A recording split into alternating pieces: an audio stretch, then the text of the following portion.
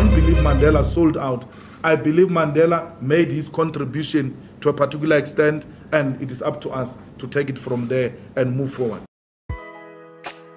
Hey there, Mzansi Real Talk family. Welcome back to our channel. Today, we're diving into a thought-provoking discussion on the South African presidents since the dawn of democracy. We'll be unpacking their performances, exploring their legacies, and delving into the challenges they faced. Trust me, folks, you'll want to stick around until the end because the top spot might surprise you. So, buckle up for an insightful journey through South Africa's presidential history. Let's get started. Legacy. His brief presidency is notable for its role in maintaining stability during a critical period of political transition. His contributions to the democratic process and subsequent involvement in various social and political issues contribute to his legacy as a respected figure in South African politics. Number 4. Cyril Ramaphosa's presidency 2018 to present. Legacy. I've news for you. A new smart city is taking shape in Gauteng, in Lanseria, which will have 350,000 to 500,000 people who will call that place home in the next decade. Just shut up! Now, let's address some of the concerns surrounding Cyril Ramaphosa's presidency. While there were high hopes for his leadership, it's evident that challenges persist, impacting how his tenure will be remembered.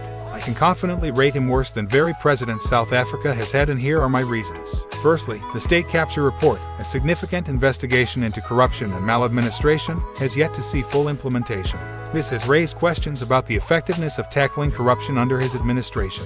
The revelation about foreign currency being kept in unconventional places has been a source of scrutiny. It has become a lingering issue that continues to cast a shadow over his presidency. The Investment and Job Summit, intended to stimulate economic growth, unfortunately didn't live up to expectations, leaving room for disappointment among many. Moreover, the rise in unemployment to 40% is a concerning trend, underscoring the ongoing economic challenges faced by the country.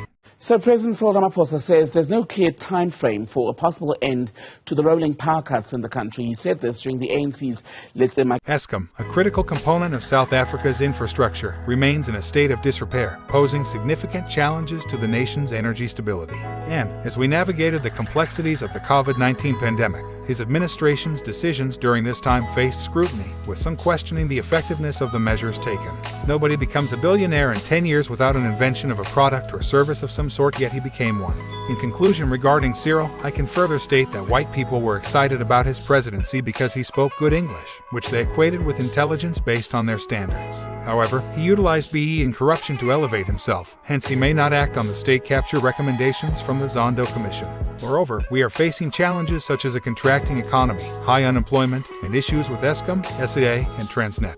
If you don't believe he deserves the 4th spot, please state your reasons in the comments section. Now, as we transition to the 3rd spot, we find ourselves revisiting the presidency of Jacob Zuma, a figure whose time in office was marked by controversies and challenges. While many might perceive his era as a squandered tenure, I'd like to offer a different perspective. Yes, Zuma's association with the Guptas has been a point of contention, but it's important to recognize that the Gupta influence has roots that extend well before Zuma's time and have been embedded in the ANC for decades. Zuma faced serious allegations during his presidency, including a highly publicized and contested rape trial. He was acquitted, suggesting that some accusations may have been politically motivated to prevent him from assuming the presidency.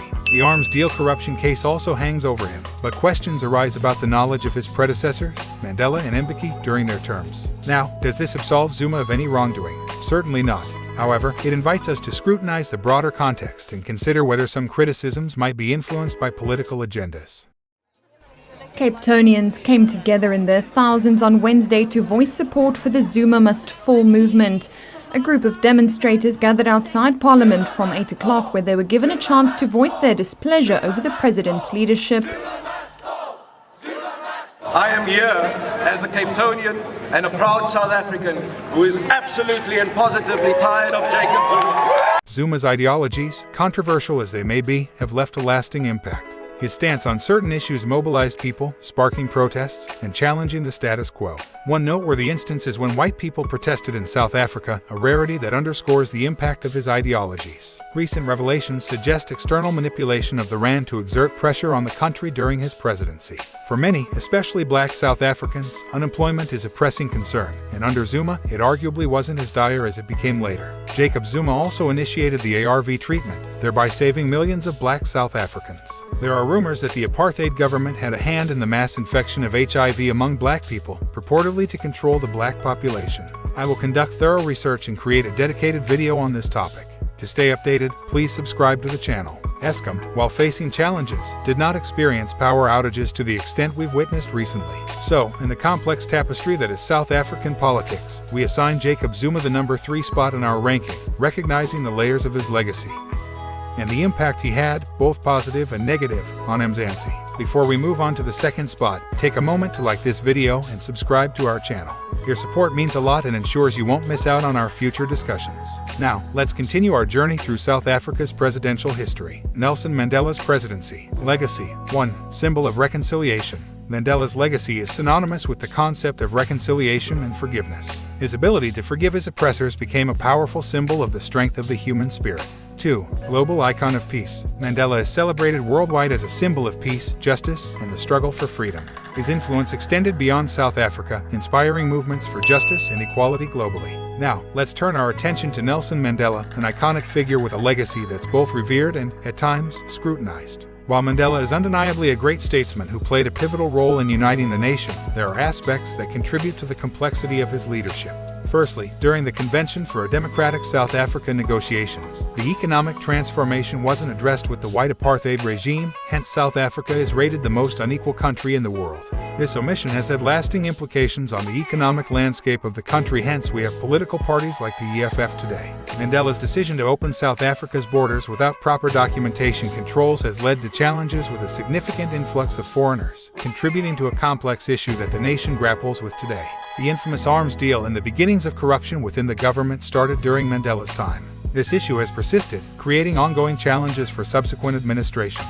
The Eskom problem, a critical issue affecting the country's power supply, had its roots during Mandela's terms and has worsened over the years. Furthermore, there are criticisms about Mandela's failure to seek justice and accountability for black victims of apartheid, addressing land theft, and confronting the killings of the people during that tumultuous period. Adding to the complexities, there is a rumor that challenges the narrative of Mandela's 27-year imprisonment on Robben Island.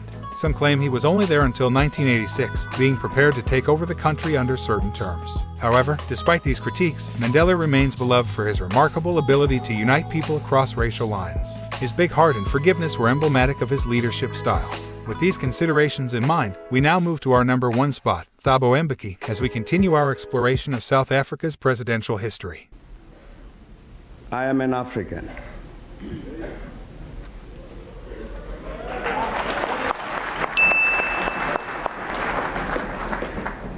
I owe my being to the hills and the valleys, the mountains and the glades, the rivers, the deserts, the trees, the flowers, the seas, and the ever-changing seasons that define the face of our native land.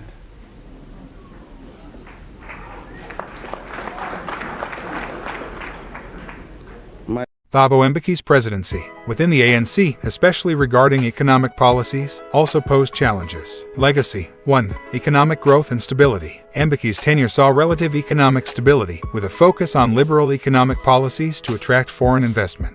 2. African leadership and diplomacy. He strengthened South Africa's role in African affairs, contributing to peacekeeping efforts and conflict resolution on the continent. While Thabo Mbeki's presidency is associated with economic growth and African leadership, it is also marked by controversies and challenges, particularly in the realm of public health. His legacy is multifaceted, with both positive contributions and criticism shaping the assessment of his time in office. Thabo Mbeki. Mbeki's term was marked by several notable achievements that set him apart. Under Mbeki's leadership, we witnessed a significant crackdown on corruption, with numerous individuals held accountable and sent to jail. This was a stark contrast to the trend that followed his removal from office. The economic landscape flourished during Mbeki's time, with an impressive 7% growth rate and unemployment reaching its lowest levels. At one point, the currency stood at a formidable 6 rands to the dollar, reflecting the strength of the South African economy. Mbeki's leadership style was rooted in capitalism, a departure from some of the socialist ideologies in the political landscape. He understood the importance of fostering partnerships, especially within Africa, as evidenced by his involvement in the new Partnership for Africa's Development.